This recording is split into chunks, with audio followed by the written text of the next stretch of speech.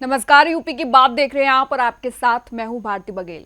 प्रधानमंत्री नरेंद्र मोदी ने 30 मार्च को अपने कार्यक्रम मन की बात के 120वें एपिसोड में देशवासियों को संबोधित किया और कार्यक्रम में त्योहारों की एकता, परीक्षा पे चर्चा, जल संरक्षण, खेलो India, para games, Hanuman kind समेत कई बातों का जिक्र किया।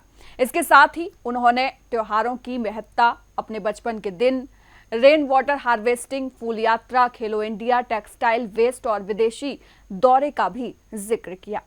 हर महीने की तरह इस महीने भी प्रधानमंत्री नरेंद्र मोदी ने मन की बात कार्यक्रम के जरिए देश को संबोधित किया। मन की बात के 120वें एपिसोड में पीएम मोदी ने हिंदू नववर्ष का जिक्र किया और उन्होंने देशवासियों को चैत्र नवरात्र, गुड़ी पाड़वा और हिंदू नववर्ष की शुभकामनाएं दी। पीएम ने कहा कि आज से भारतीय नववर्ष की भी शुरुआत हो रही है।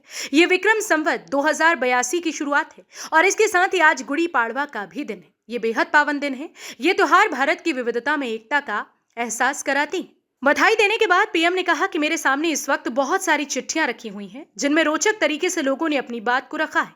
जिसके बाद पीएम ने कई भाषाओं में नव संवत्सर की बधाइयों को पढ़ा। पीएम ने आगे कहा कि आने वाले समय में कई त्योहार आने वाले हैं, इसलिए इन सभी संदेशों में मुझे बधाई संदेश मिले हैं। पीएम ने कहा कि इन सभी में भाषाएं अलग अलग हैं, लेकिन भावनाएं एक जैसी हैं और ये त्योहार भले ही अलग अलग राज्य में हों, लेकिन ये हमें दिखाते हैं कि हम एक ही हैं। हमें इस एकता की भावना को मजबूत करते हुए चलना है। इसके साथ ही पीएम मोदी ने इस बार परीक्षा देकर लौटे छात्रों के लिए नए टास्क दिए हैं। उन्होंने कहा कि इस बार गर्मियों में आपको कुछ नया सीखना है और उसको #myholiday के साथ सोशल मीडिया पर पोस्ट करना है।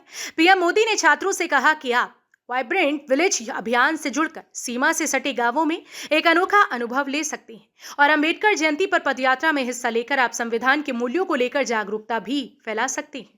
पीएम मोदी ने मन की बात कार्यक्रम में माय भारत कैलेंडर का जिक्र किया है। उन्होंने कहा कि आज मैं आप लोगों से उस खास कैलेंडर माय भारत के बारे में बात करना चाहूंगा जिसे इस गर्मी की छुट्टियों के लिए तैयार किया गया है। इस कैलेंडर से कुछ अनूठे प्रयासों को साझा करना चाहता हूं। जैसे माय भारत के स्टडी टूर में आप ये जान सकते हैं कि हमारे जन औषधि केंद्र कैसे काम करते हैं। युवा साथियों से माय भारत कैलेंडर के बारे में बात करने के बाद पीएम मोदी ने देशवासियों से पानी बचाने की अपील की। पीएम ने कहा कि गर्मी शुरू होते ही शहरों और गांवों में पानी बचाने की तैयारियां तेज हो गई हैं।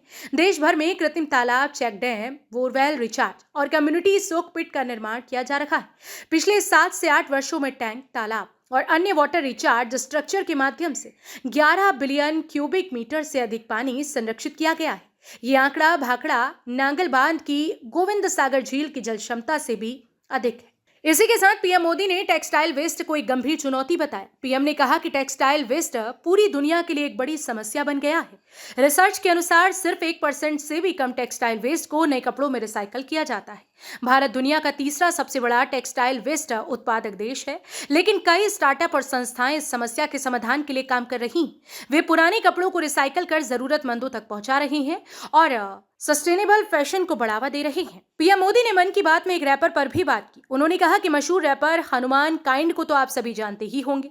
आजकल उनका नया गाना रन इट अप काफी फेमस हो रहा है। इसमें कलारीपयट्टू, गतका और थांगता जैसे हमारी पारंपरिक मार्शल आर्ट को शामिल किया गया है। मैं हनुमान काइंड को बधाई देना चाहता हूं कि उनके प्रयास से हमारी पारंपरिक मार्शल आर्ट के बारे में दुनिया के लोग जान पा रहे हैं।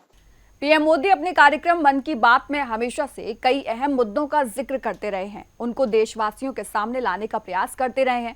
इसी कड़ी में आज भी पीएम मोदी ने कई बातों का जिक्र किया और छात्रों के साथ साथ युवाओं को भी माय भारत कैलेंडर के बारे में बताते हुए लोगों से इस गर्मी पानी की बचत करने की भी अपील की। ये तो थी पीएम मोदी के मन की बात। आगे की खबर जानने के लिए देखते रहिए यूपी की बात।